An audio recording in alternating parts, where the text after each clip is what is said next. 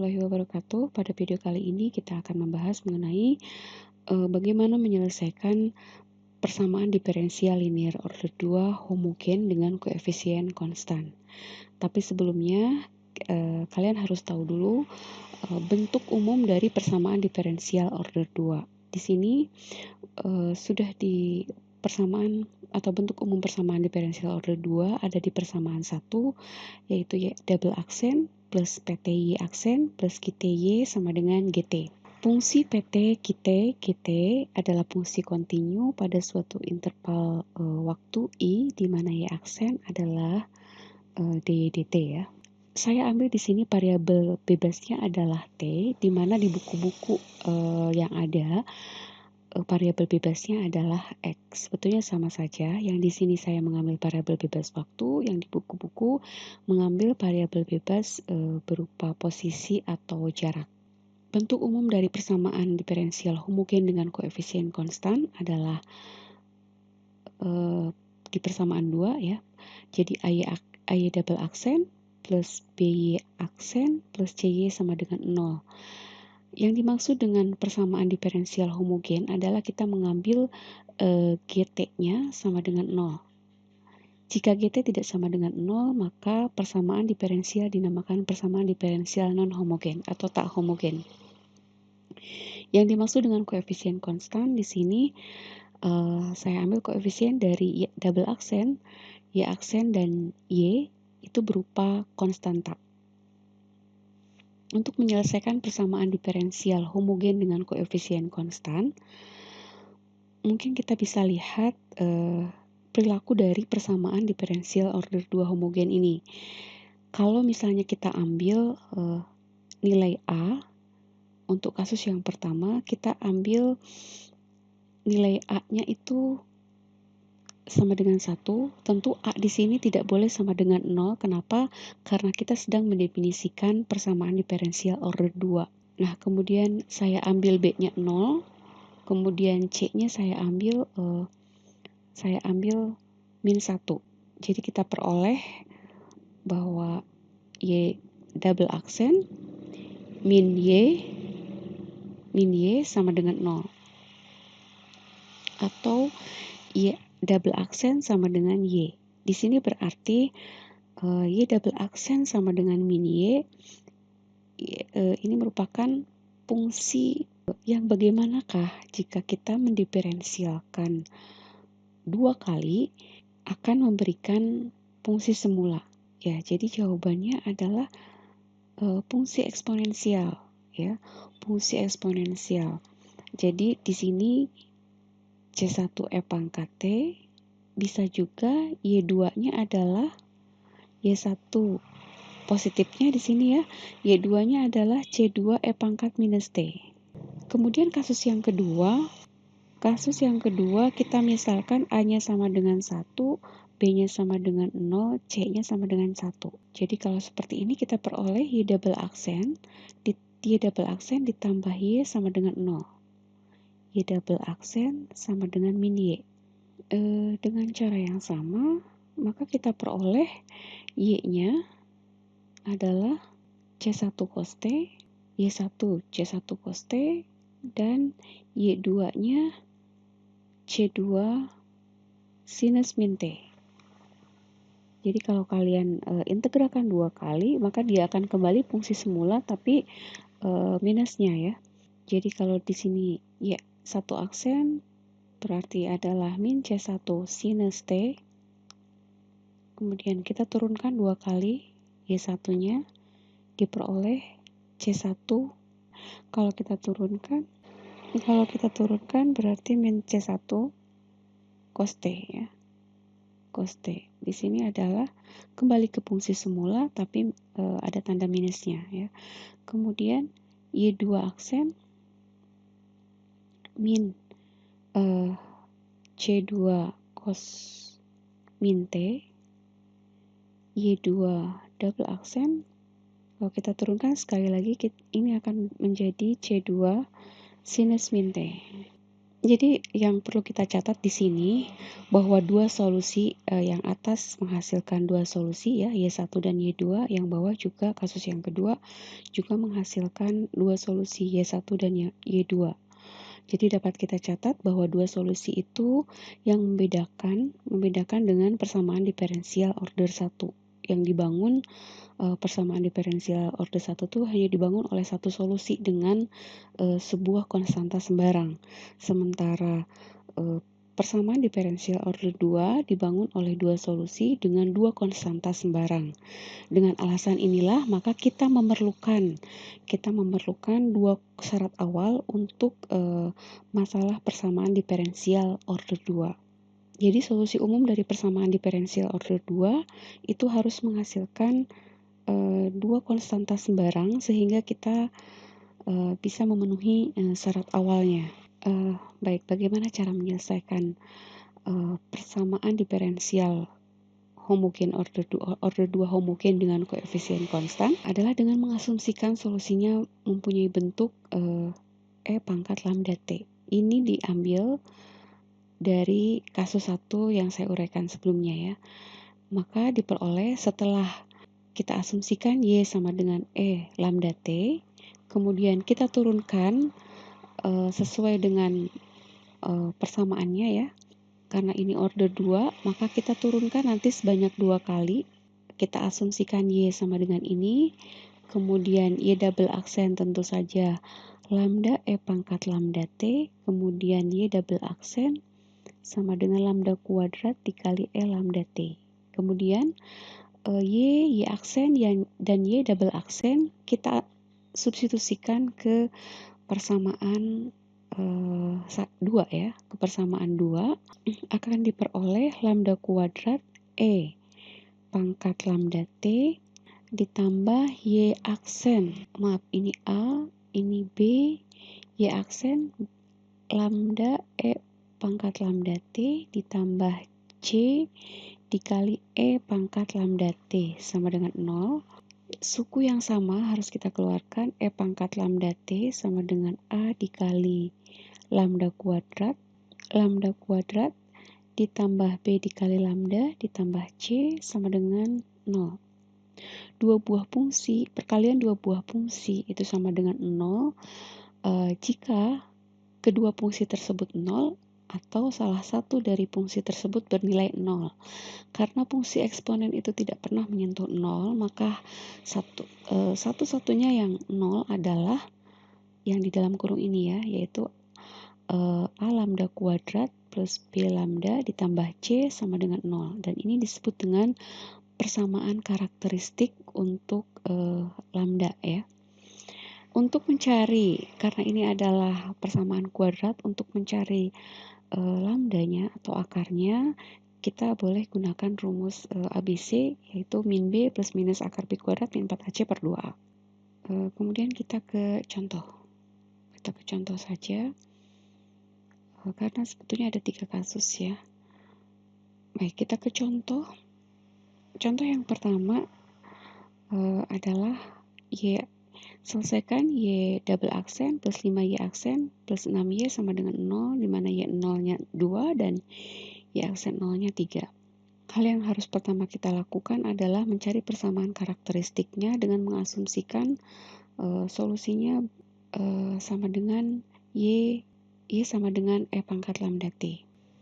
Jadi di sini lambda kuadrat E pangkat lambda T ditambah 5 dikali lambda E pangkat lambda T ditambah 6 kali E pangkat lambda T sama dengan 0. Suku yang sama kita keluarkan, diperoleh lambda kuadrat plus 5 lambda ditambah 6 sama dengan 0. Seperti yang sudah saya jelaskan sebelumnya, jadi lambda kuadrat plus ini adalah persamaan karakteristiknya ya. Kita cari akarnya, lambda plus 3 dikali dengan lambda plus 2. Lambda 1 kita peroleh min 3 dan lambda 2 kita peroleh minus 2. Maka solusinya adalah Y sama dengan K1 atau C1 sama saja, C1 E pangkat min lambda T, min 3T, ditambah C2 E pangkat min 2T.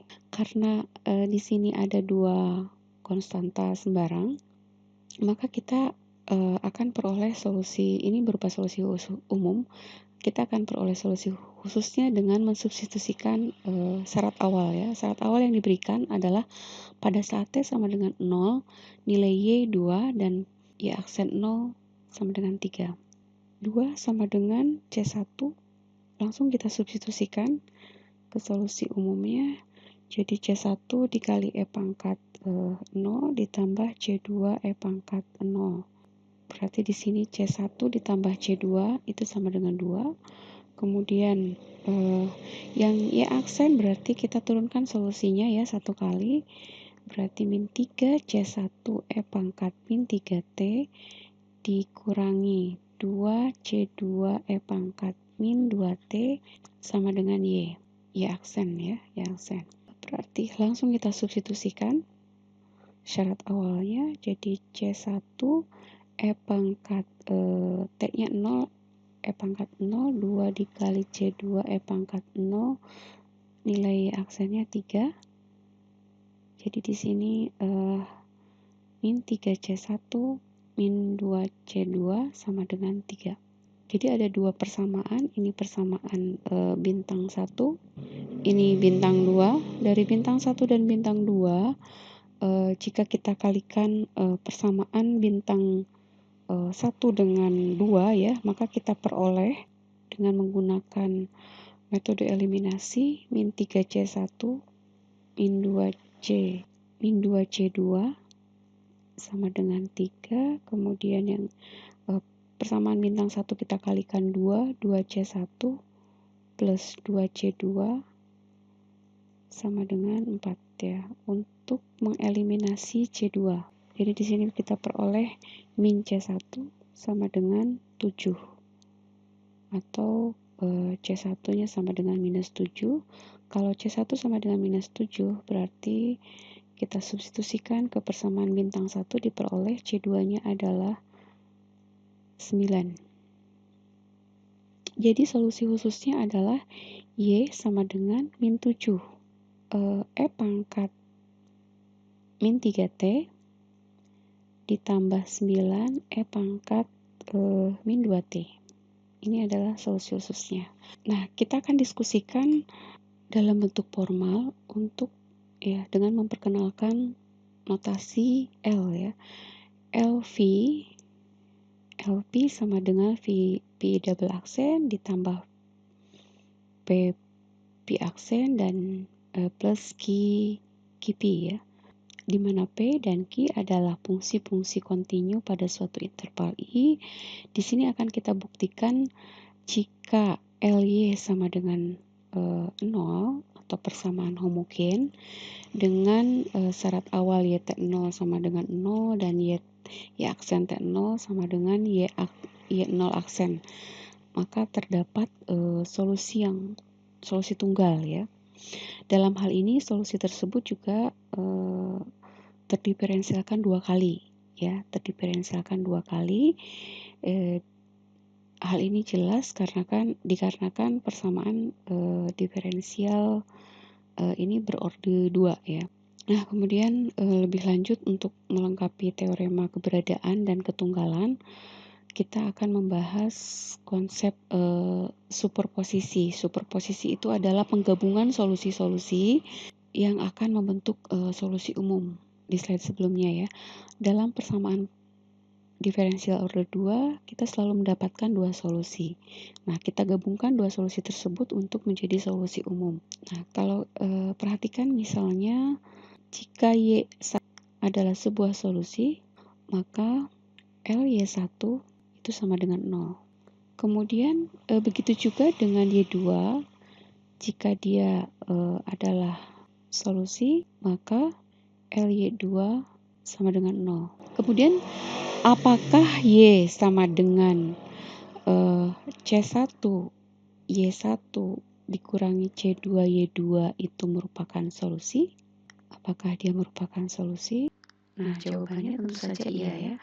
Jadi kalau kalian perhatikan LY itu adalah L di C1Y1 ditambah C2Y2.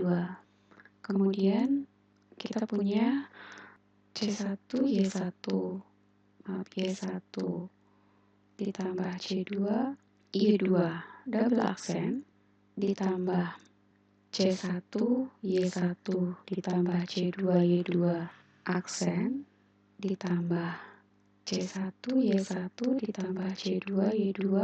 Kalau kita keluarkan konstantanya, C1 dikali dengan Y1 double aksen plus Y1 aksen.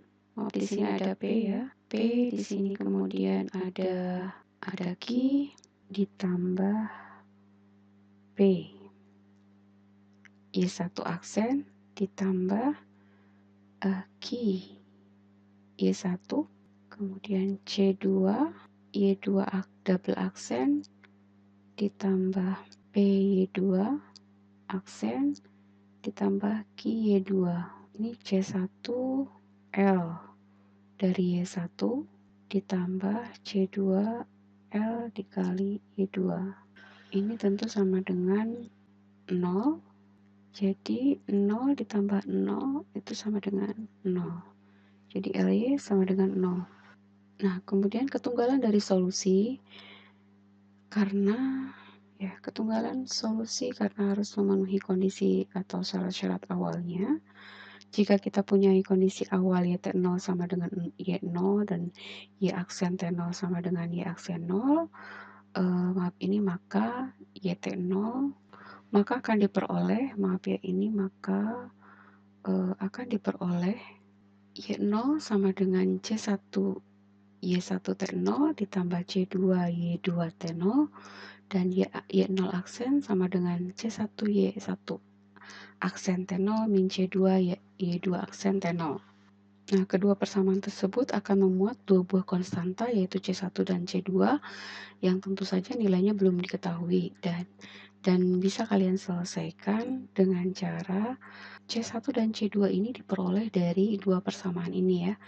Jadi kalau misalnya caranya untuk mendapatkan C2, kalian ambil dari persamaan ini. Jadi katakanlah ini persamaan A, ini B.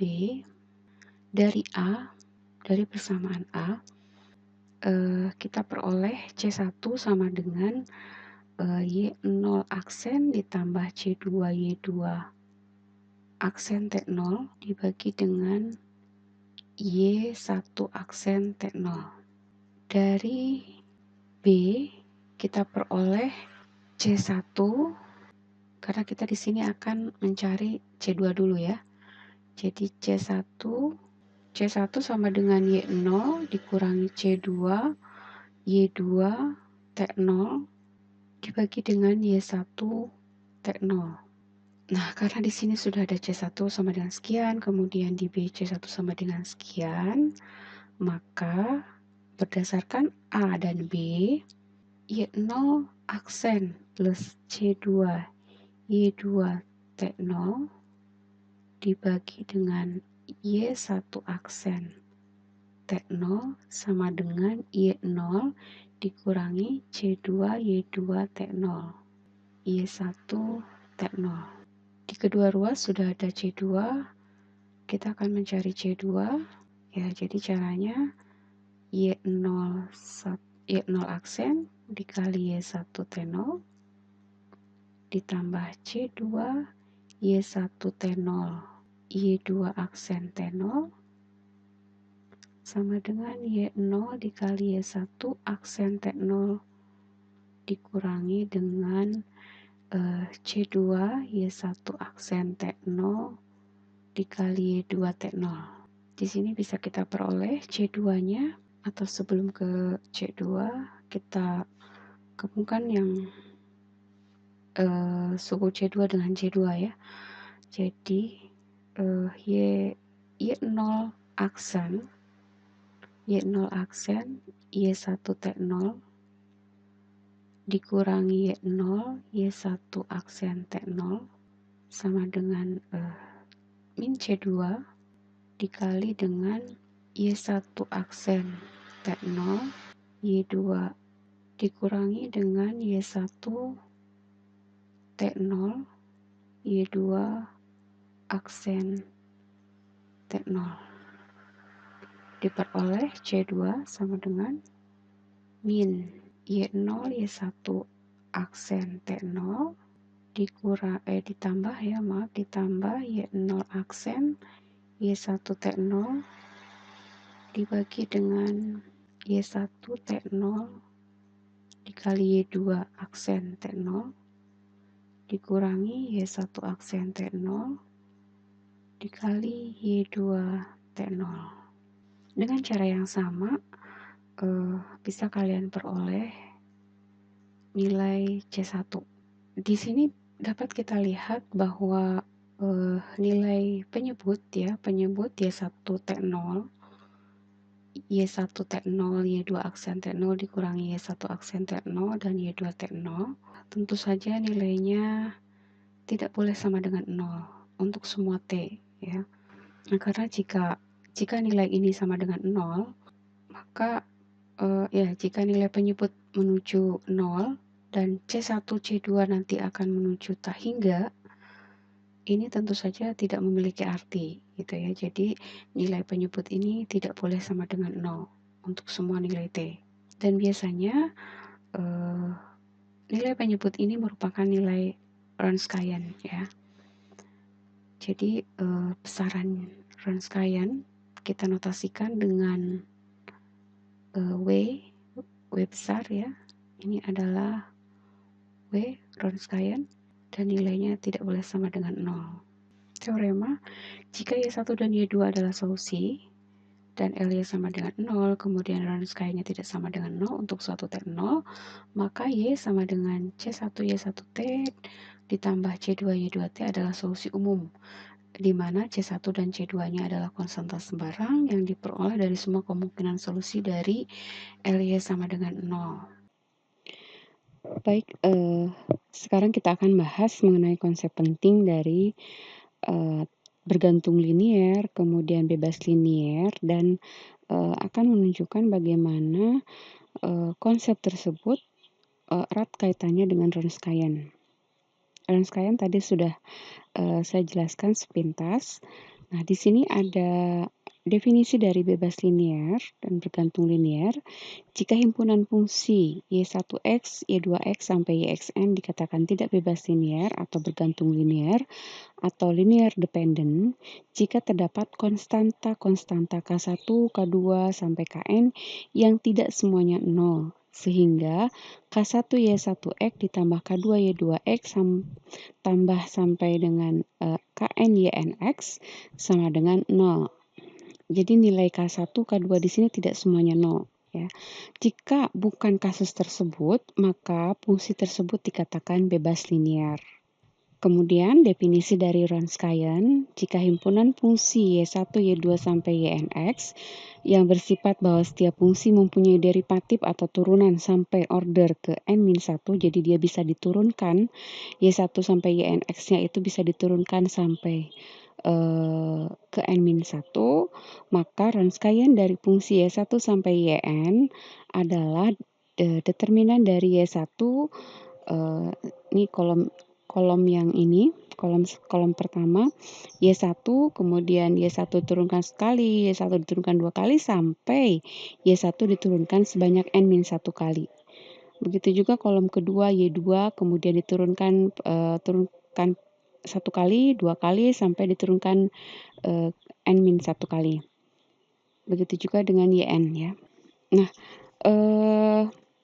jadi di sini ada dua kemungkinan. Jika nilai W-nya atau Wronskian-nya tidak sama dengan 0, maka tidak sama dengan 0, maka solusi-solusi dari persamaan diferensial order 2 itu akan bebas linier sehingga bisa digabungkan menggunakan prinsip superposisi.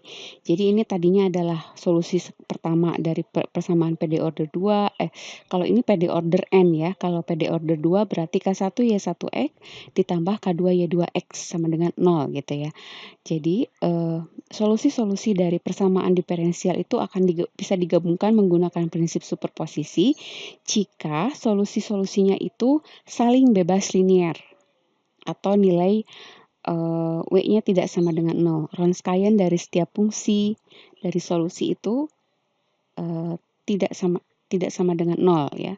Kalau dia sama dengan 0 nilai Wronskian-nya, artinya K1 K2-nya itu tidak sama dengan 0, maka artinya solusi dari persamaan diferensialnya itu tidak bisa digabungkan. Tidak bisa digabungkan, jadi dia bergantung linear. Tidak bisa digabungkan kalau misalnya nilai W-nya sama dengan 0. Ya. Baik, itu hubungan antara bebas linier dengan Wronskian.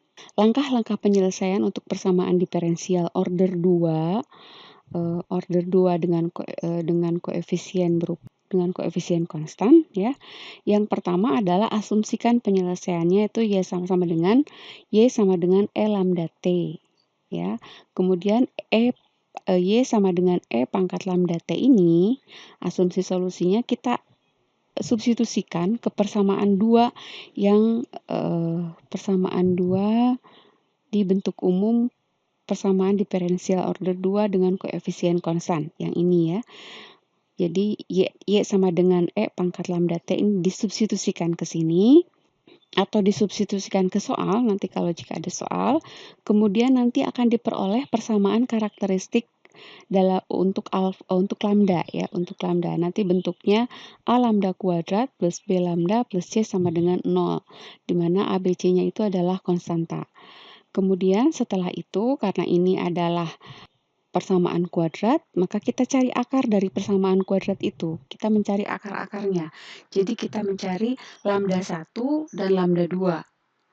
Karena PD order 2 ya. Kalau PD order n berarti kalian harus cari lambda 1, lambda 2 sampai lambda ke n dengan menggunakan metode Horner ya. Metode analisis SAP.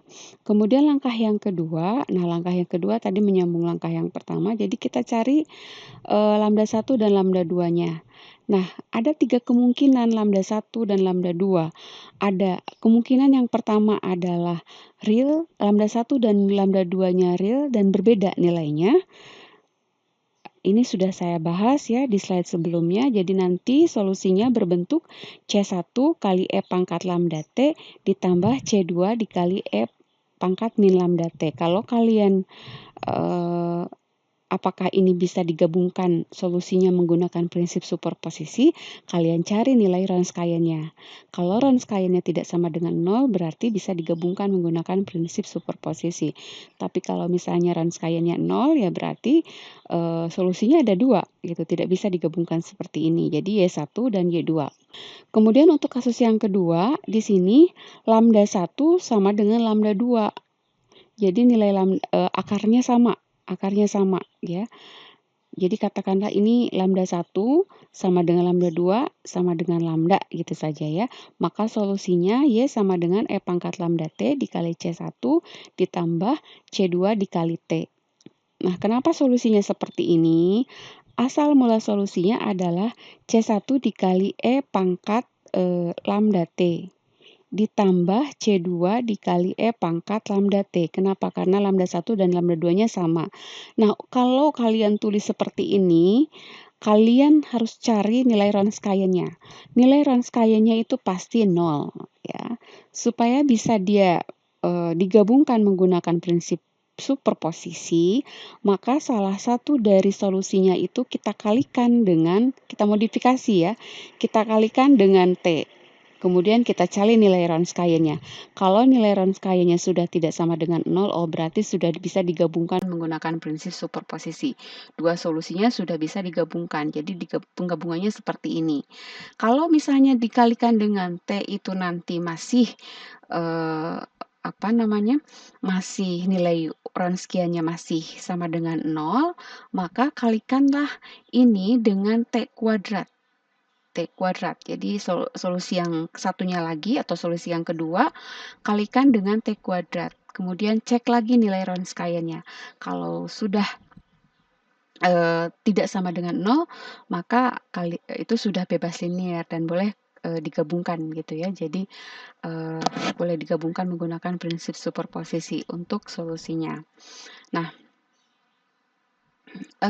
itu yang sama.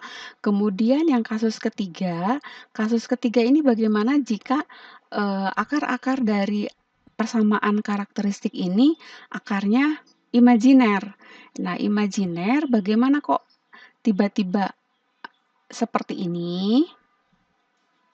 Itu ada asal mulanya ya.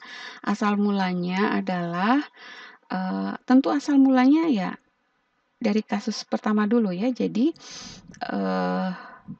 dari sini, dari lambda 1 dan lambda 2 yang kita peroleh menggunakan ini tentu saja diperoleh menggunakan rumus ABC ya.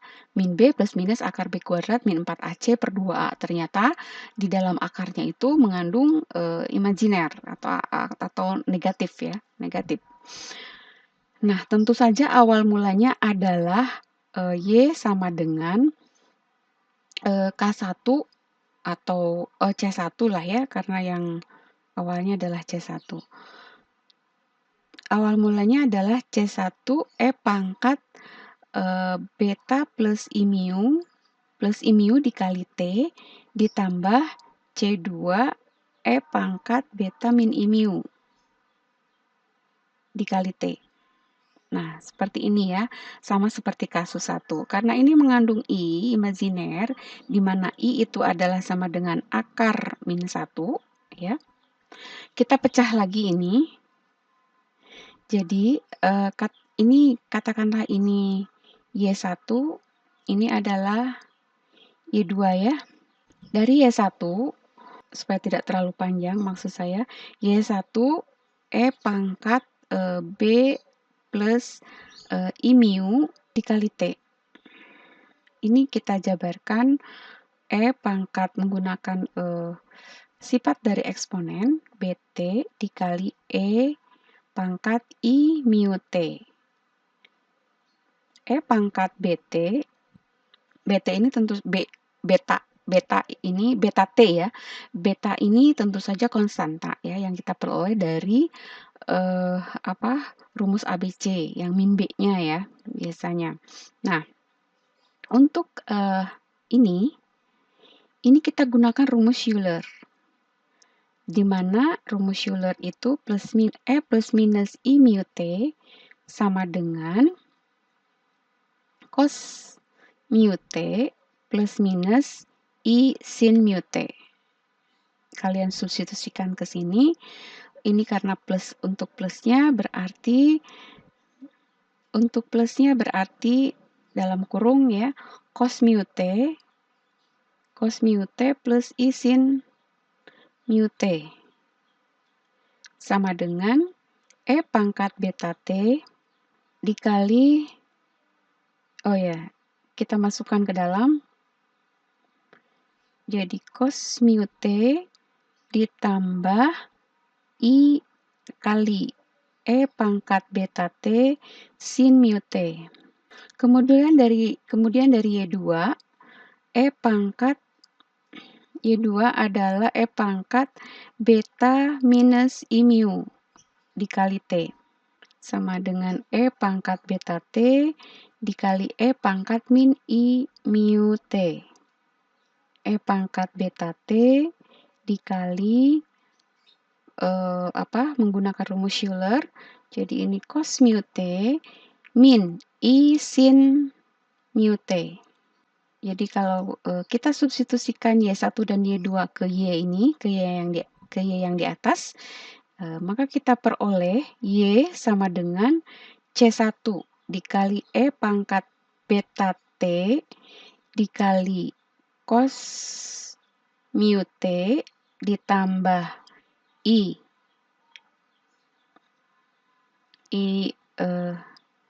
I E pangkat beta T ya.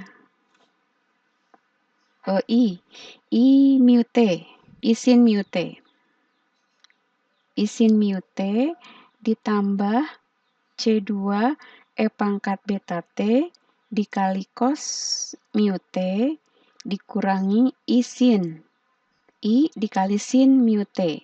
Di sini E pangkat beta T, kemudian dalam kurung, kita satukan yang satu suku. Cos dengan cos lagi, sin dengan sin lagi.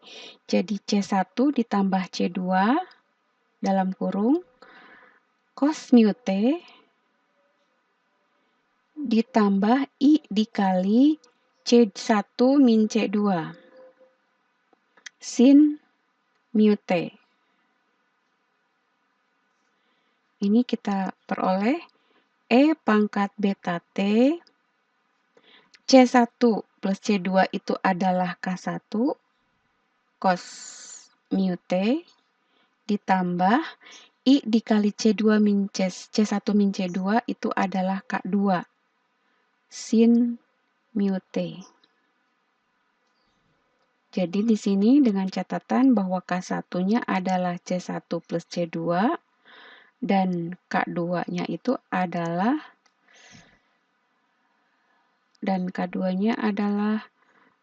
I dikali C1 min C2. Ya, ini adalah pembuktian untuk yang solusi kasus yang ketiga. Nah, setelah diperoleh akar-akar dari persamaan karakteristik, apakah itu akarnya sama atau berbeda atau imajiner, kalian solusinya diperoleh ya, karena akarnya sudah diketahui, kemudian nanti solusinya diperoleh, kemudian langkah yang selanjutnya adalah jika syarat awal atau syarat batas diberikan di dalam soal, maka selesaikanlah untuk mendapatkan kedua konstanta untuk memperoleh penyelesaian khusus ya. Kalau sampai langkah 2 itu penyelesaian umum didapatkan jika memang di soal syarat awal dan syarat batas tidak diberikan. Nah, langkah yang ketiga untuk mendapatkan syarat khusus. Gitu ya. Jadi nanti ada soal yang hanya sampai langkah 2, ada juga soal yang sampai langkah 3 gitu ya. Baik, kita ke soal yang pertama. Tentu saja kalian runut langkahnya atau langsung kita cari persamaan karakteristiknya juga boleh. Jadi langkah pertama adalah di sini mengasumsikan ya tadi. Oke, kita sesuai langkah saja. Jadi asumsikan solusinya dia berupa Y sama dengan E pangkat lambda T. Kemudian karena kita turunkan 2 kali, kenapa? Karena di soalnya ini ada turunan sampai 2, PD order 2 ya. Jadi kita turunkan 2 kali. Y aksen sama dengan lambda dikali E pangkat lambda T, kemudian Y double aksen sama dengan lambda kuadrat dikali E pangkat lambda T. Kemudian Y aksen dan Y double aksen kita substitusikan ke soal. Diperoleh itu adalah sudah langkah kedua. Jadi lambda kuadrat E pangkat lambda T dikurangi 8 lambda E pangkat lambda T ditambah 16 ya, E pangkat lambda T sama dengan 0. Yang sukunya sama kita keluarkan. Di sini kebetulan sukunya sama itu adalah E pangkat lambda T. E pangkat lambda T dikali dalam kurung lambda kuadrat dikurangi 8 lambda ditambah 16. Sama dengan 0. Perkalian 2 buah fungsi sama dengan 0, itu artinya dua-duanya 0 atau salah satunya 0. Karena eksponen itu tidak mungkin 0, maka yang 0 itu adalah lambda kuadrat min 8 lambda ditambah 16. Ini yang 0 ya, persamaan karakteristiknya. Dan ini disebut persamaan karakteristik dari atau untuk lambda. Di sini kita peroleh akarnya adalah sama ya, akarnya sama, yaitu lambda minus 4 dikali lambda minus 4 ya. Jadi baik lambda 1 maupun lambda 2 itu sama dengan 4. Jadi solusinya adalah Y sama dengan pangkat 4T, lambdanya 4 ya, 4T dikali C1 ditambah C2 dikali T. Karena tidak diberikan syarat awal dan syarat batas di soal yang nomor pertama, berarti soal yang pertama hanya sampai langkah 2. Ini sudah selesai. Dengan C1 dan C2-nya itu adalah konstanta sembarang. Kita ke nomor 2. Nomor 2 di sini seperti biasa langkah 1 dulu, atau mau langsung ke langkah kedua juga boleh. Jadi di sini langkah kedua langsung kita ke persamaan karakteristiknya. Persamaan karakteristik yang diperoleh dari sini adalah lambda kuadrat min 6 lambda plus 25 sama dengan 0. Lambda 1 dan 2-nya ini sepertinya harus menggunakan rumus kecap ya, atau rumus ABC. Min B plus minus akar 36 dikurangi 4 dikali 1 dikali 25 per 2 dikali A, 2 ya, kali ini ya. Jadi 6 plus minus akar 64 itu adalah akar min 64 ya. Jadi sama dengan akar min 1 kali 64. Jadi 8 kali akar min 1 ya, atau sama dengan 8i ya. 8i. 8i dibagi dengan 2. Jadi ini 3 plus minus 4i. Ya. Jadi solusinya adalah Y sama dengan pangkat 3T dikali K1 sin 4T ditambah K2 cos 4T. Soal yang ketiga ini ada PD order 3 ya, PD order tinggi. PD order 3 karena turunan tertinggi yang ada di dalam soal nomor 3 adalah turunan ketiga. Langkah yang pertama, asumsikan solusinya Y sama dengan pangkat lambda T. Kita turunkan Y pangkat Y sama dengan atau pangkat lambda T ini kita turunkan sebanyak 3 kali. Y aksen sama dengan lambda dikali pangkat lambda T, kemudian Y double aksen itu lambda kuadrat dikali pangkat lambda T, dan Y triple aksen, turunan ketiganya adalah lambda pangkat 3 pangkat lambda T. Kita substitusikan hasil turunan Y ini ke dalam soal. Jadi langkah yang kedua adalah lambda pangkat 3 pangkat lambda T dikurangi 4 dikali lambda kuadrat dikali pangkat lambda T dikurangi 3 lambda dikali pangkat lambda T ditambah 18 pangkat lambda T sama dengan 0. Keluarkan suku yang sama yaitu pangkat lambda T, lambda pangkat 3 dikurangi 4 lambda kuadrat min 3 lambda plus 18 sama dengan 0. Baik, kita gunakan, jadi persamaan karakteristiknya adalah polinom berderajat 3 ya. Lambda pangkat 3 min 4 lambda kuadrat min 3 lambda plus 18 sama dengan 0. Jadi lambdanya kita gunakan metode Horner. Jadi di sini 1, kemudian min 4, min 3, 18. Akar yang pertama adalah 3 ya. 1 kali 3 diperoleh min 1, ini min 3. Min 3 di sini min 6, min 18, ini 0. Kemudian yang kedua 3 juga ya. Jadi ini 1, 3, 2, 6, 0. Akar yang ketiga adalah minus 2. Minus 2, 1, minus 2, di sini 0 ya. Jadi akar dari polinom berderajat 3 di atas ini adalah lambda minus 3 kuadrat dikali lambda plus 2. Sama dengan 0. Ya, kalian boleh cek ulang. Kemudian kalau begitu berarti solusinya adalah Y sama dengan C1 dikali E pangkat min 2. Saya gunakan C1 yang ini ya. Min 2T ditambah C2 ditambah C3T kali T kali E pangkat 3T. Ya, ini adalah solusi yang ketiga.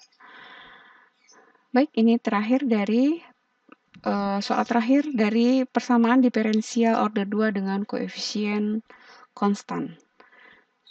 Video selanjutnya saya akan bahas mengenai bagaimana cara menyelesaikan persamaan diferensial order 2 dengan persamaan diferensial order 2 non homogen ya. Assalamualaikum warahmatullahi wabarakatuh.